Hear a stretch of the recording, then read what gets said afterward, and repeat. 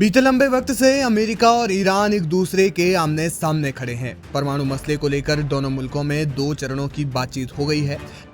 कहा जा रहा है कि शनिवार को तीसरे फेज की बातचीत होनी है, लेकिन कुछ रिपोर्ट्स का दावा है कि ईरान पर लगी पाबंदियां कम करने या हटाने के लिए बुधवार को ही बातचीत हो सकती है। इसी बीच ईरान ने कहा कि वो अपने सबसे खास दोस्त रूस और चीन से सहफरीकी मुज़ाकरात यानी त्रिपक्षीय वार्ता करने की तैयारी कर रहा है। अमेरिका के साथ जौहरी यानी परमाणु मसले पर चल रही बातचीत के बीच ईरान, रूस और चीन की त्रिस्तरीय बातचीत अपने आप में बेहद खास मानी जा रही है। ईरान के वजीर खारजा यानी विदेश मंत्री अब्बास अरागची ने कहा कि हमने पिछले कुछ वक्त में रूस और चीन के साथ परमाणु कार्यक्रम के मुद्दे पर बातचीत की है। उन्होंने कहा कि ऐसी 2 बैठकें पहले भी हो चुकी हैं।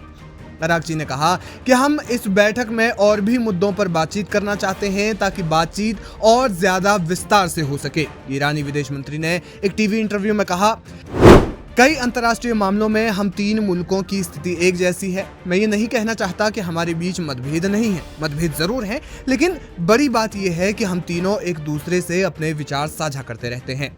इस दौरान उन्होंने इसराइल और अमेरिका का भी जिक्र किया और कहा कि वे दोनों जानते हैं कि ईरान आखिर है क्या। अब्बास अरागची ने कहा कि अगर हम पर हमला होता है तो हम उस हमले का उसी तरह से जवाब देंगे। अरागची ने कहा, हम अमेरिका के खिलाफ अपनी हिफाजत कर सकते हैं और अमेरिका भी जानता है कि हम कितने काबिल हैं, हम कितने ताकतवर हैं। इसराइली हुकूमत भी जानती है कि हमारी दिफाई सलाहियतें क्या हैं और हम पर हुए हमलों का हम कैसे जवाब देंगे।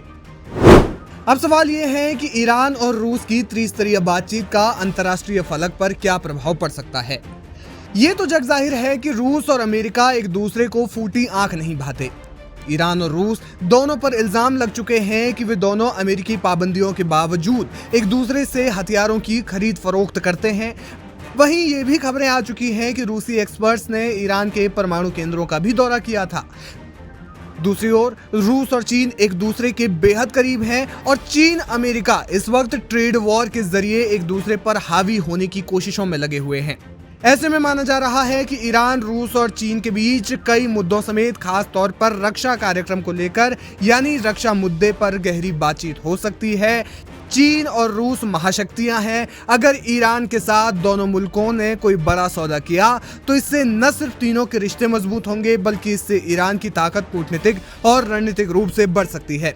एक्सपर्ट्स मानते हैं कि अमेरिका और ईरान में इस वक्त भारी तनाव की स्थिति है। ऐसे में ये त्रिस्तरीय बातचीत ईरान को संजीवनी दे सकती है, क्योंकि अमेरिकी टैरिफ और ट्रंप की नीतियों का मुकाबला करने का इस वक्त बहुत कम देशों में मादा है, जिनमें चीन और रूस एक हैं।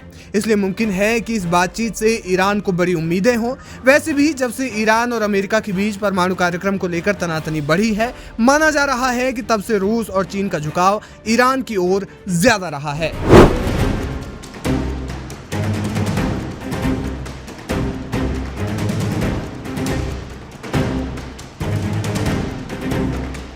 ईरान और अमेरिका के बीच न्यूक्लियर डील को लेकर बातचीत का दूसरा दौर भी पूरा हो गया है।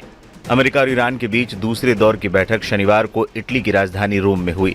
इस बातचीत में अमेरिकी विशेष दूत स्टीव विटकॉफ और ईरानी विदेश मंत्री अब्बास अरागची शामिल हुए। दोनों देशों के बीच बढ़ रहे टेंशन के बीच भी ईरान अपने हथियारों को दिखाने या सेखी बघारने से पीछे नहीं रहता। गाहे बगाहे ईरान अपने हथियारों के जखीरे को दिखाता रहता है। इस बीच ईरान के एक बड़े जनरल ने एक और बड़ा दावा किया है। ईरानी जनरल का दावा है कि उन्होंने एक बेहद खतरनाक एआई हथियार बनाया है। ब्रिगेडियर जनरल कियोमर्स हैदरी ने एक टीवी चैनल को दिए इंटरव्यू में यह दावा किया।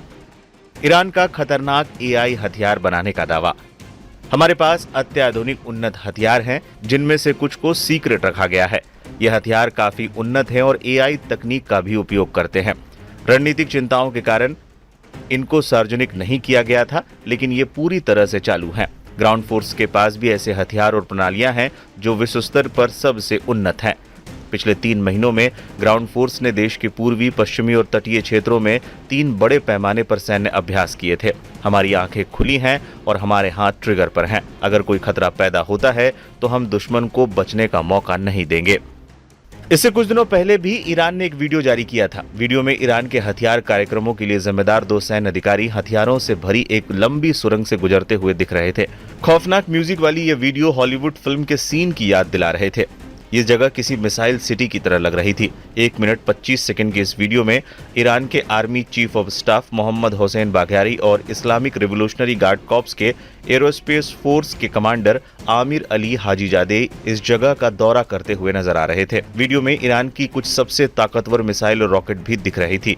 इनमें खैबर सकेन, गदर AHS, सेजल, हज कासिम और पावे लैंड अटैक जैसी क्रूज मिसाइल भी शामिल थी।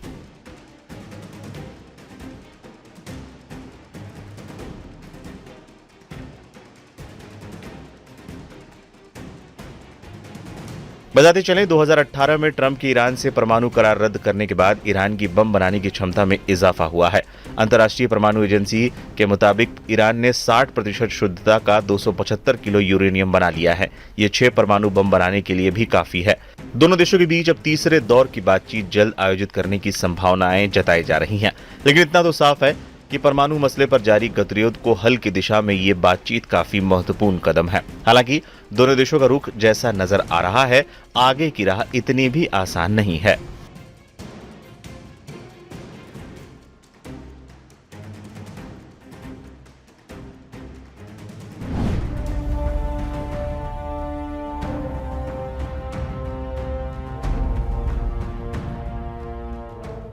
ईरान और अमेरिका के बीच परमाणु हथियार को लेकर जारी तनातनी के बीच एक अहम बातचीत रोम में हुई, लेकिन जरा हटकर। दोनों देशों के प्रतिनिधिमंडल एक ही दूतावास में थे, पर अलग अलग कमरों में। वो ना तो आमने सामने हुए और ना ही एक दूसरे का चेहरा देखा। बीच में थे ओमान के विदेश मंत्री, जो एक कमरे से दूसरे कमरे तक संदेश पहुंचाते रहे। हालांकि दोनों ने इस वार्ता को रचनात्मक बताया और अगले सप्ताह फिर से बातचीत करने की बात कही। शनिवार को रोम स्थित ओमान के दूतावास में बातचीत करीब 4 घंटे तक चली, जिसमें ईरान की ओर से विदेश उपमंत्री अब्बास अरगची और अमेरिका की ओर से राष्ट्रपति डोनाल्ड ट्रंप के खास दूत स्टीव विटकॉफ की टीम शामिल थी। विटकॉफ एक अरबपति रियल एस्टेट कारोबारी हैं, जिन्हें ट्रंप ने कई विदेशी मिशन पर भेजा है। ईरानी अधिकारियों की यह बैठक रचनात्मक रही और इसमें कुछ सिद्धांतों और लक्ष्यों पर बेहतर समझ बनी है। अरगची ने कहा कि बातचीत सकारात्मक माहौल में हुई और ये आगे बढ़ रही है। हालांकि अभी निष्कर्ष पर पहुंचना जल्दबाजी होगी। इस पूरे मामले में ओमान ने खास भूमिका निभाई। जिस तरह ओमान दोनों विरोधी पक्षों को बातचीत के लिए एक ही छत के नीचे लाया, लेकिन आमने सामने नहीं बैठाया, वो उसकी कूटनीतिक चतुराई को दिखाता है। ओमान पहले भी कई बार अमेरिका और ईरान के बीच पुल की भूमिका निभा चुका है, खासतौर पर 2015 के ऐतिहासिक परमाणु समझौते से पहले। हालांकि बातचीत का पेच अभी भी फंस सकता है। कहा जा रहा है कि क्या ईरान को शांतिपूर्ण नागरिक परमाणु कार्यक्रम जारी रखने दिया जाएगा या उसे अपने परमाणु ढांचे को खत्म करने को कहा जाएगा। ईरान का कहना है कि उसका परमाणु कार्यक्रम पूरी तरह से शांतिपूर्ण है और वो बिजली उत्पादन और चिकित्सा के लिए यूरेनियम संवर्धन कर रहा है। वहीं पश्चिमी देशों, खासकर अमेरिका को शक है कि ईरान धीरे धीरे परमाणु बम बनाने की दिशा में आगे बढ़ रहा है। हाल ही में अंतर्राष्ट्रीय परमाणु एजेंसी के प्रमुख राफेल ग्रासी ने कहा था कि ईरान अब परमाणु हथियार हासिल करने से बहुत दूर नहीं है। ग्रासी भी शनिवार को रोम में थे और उन्होंने इटली के विदेश मंत्री से मुलाकात की। इस मीटिंग के बाद ईरान पर ट्रंप का संदेश भी आया है।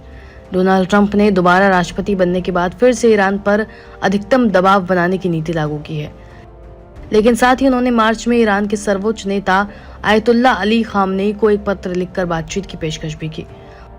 उन्होंने ये भी कहा कि मैं बल प्रयोग करने की जल्दी में नहीं हूं, लेकिन अगर बात नहीं बनी तो सैन्य विकल्प खुला है।